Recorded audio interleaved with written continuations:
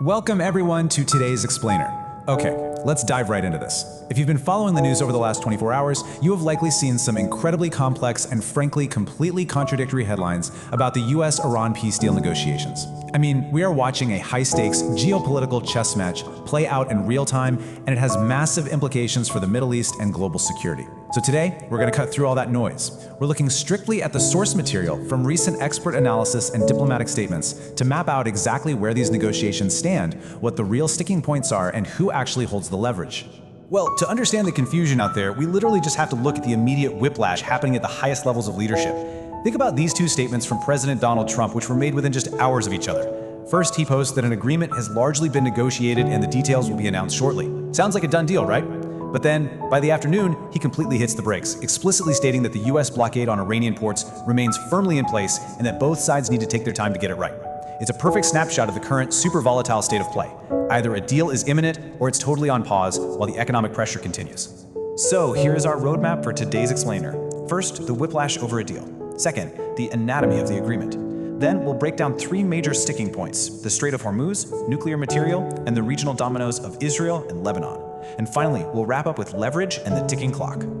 Section 1. The whiplash over a deal. Right now, statements from Washington and Tehran are moving at lightning speed, but they're heading in completely opposite directions. On the US side, Secretary of State Antony Blinken has expressed cautious optimism.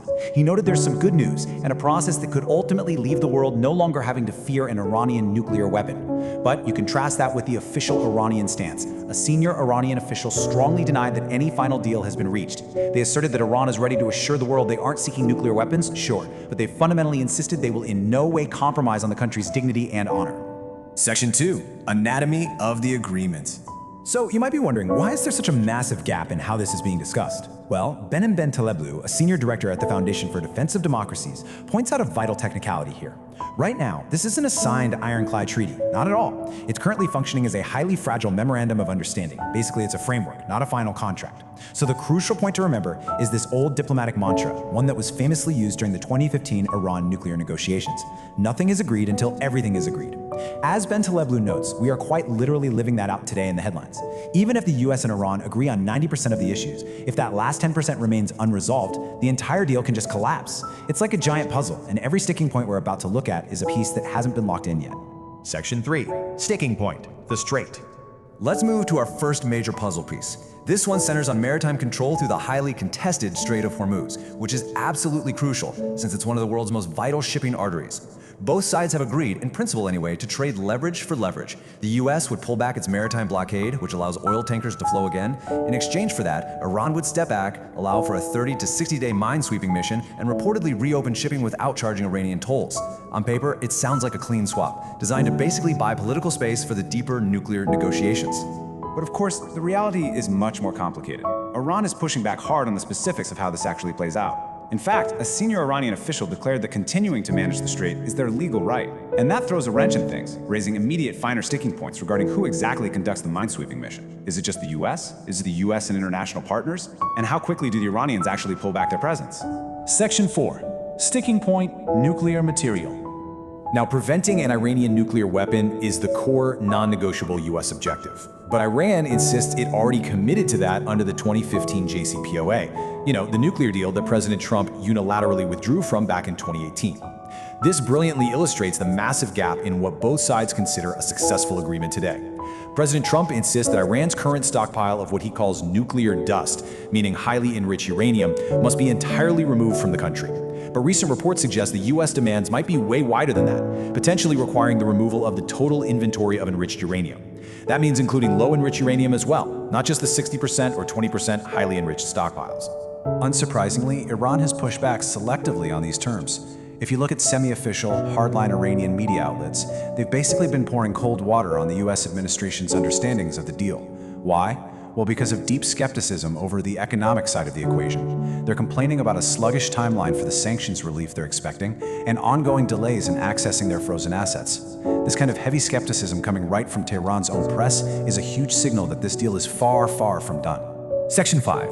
Regional dominoes, Israel and Lebanon. We absolutely cannot look at this deal in a vacuum. Third-party players and regional conflicts directly impact what happens at the negotiating table. Right now, the conflict in Lebanon means both sides have rigid, completely competing demands. Israeli Prime Minister Benjamin Netanyahu, backed by reaffirmations from President Trump, insists on maintaining the freedom and right to defend Israel against threats on every single front. That strictly includes the ability to strike Hezbollah targets in Lebanon.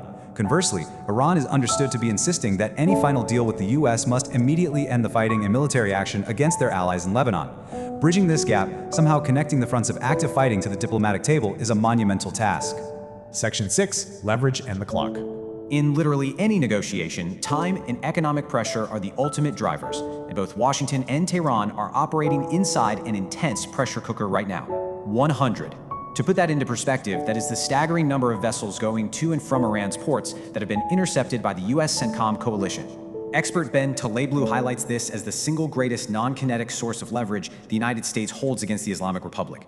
If the US wants to force tough concessions on nuclear material or the Strait, maintaining this blockade is for sure their primary economic weapon. But then we have the political clock. 60. Iran has reportedly given a verbal commitment on the scope of potential concessions during 60 days of upcoming talks. But look, Tehran is well aware of the calendar. Those 60 days bring President Trump exactly 60 days closer to the November midterm elections. Restarting an unpopular conflict right before voters head to the polls carries immense domestic political costs, which raises the stakes considerably. And there's a huge economic upside being sold domestically in the US too.